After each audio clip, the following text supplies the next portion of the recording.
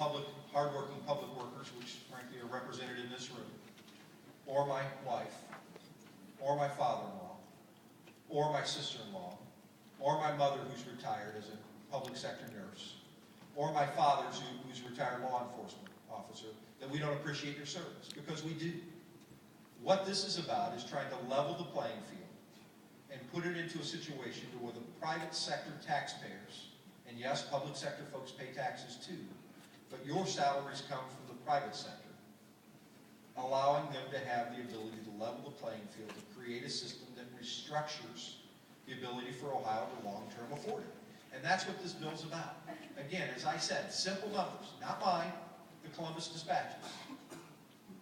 1,500 teachers, firefighters, and police officers will not lose their jobs in tough budget times at $50,000 a year if Senate Bill 5 passes, and just based on the health care and the retirement pickups. I said this to somebody who emailed me 4 or 5 years ago when we were talking about state pensions. If we don't bring the public pension systems into fiscal compliance, the issues Representative Beakey mentioned, the systems will fail.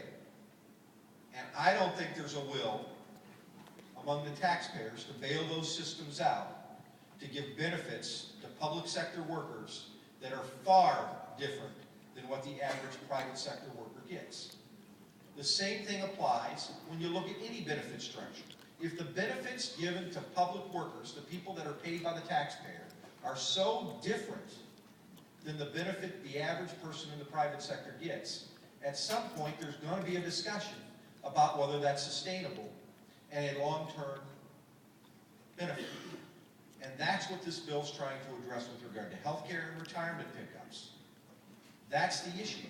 And when you bring those issues into focus, the longevity of the current systems are at stake if those things aren't fixed. And so that, to me, is a large part about what Senate Bill 5 is about. It's a large part of where this discussion is going. And thank you guys for your comments. Thank you for your questions. And frankly, also thank you for coming out here tonight.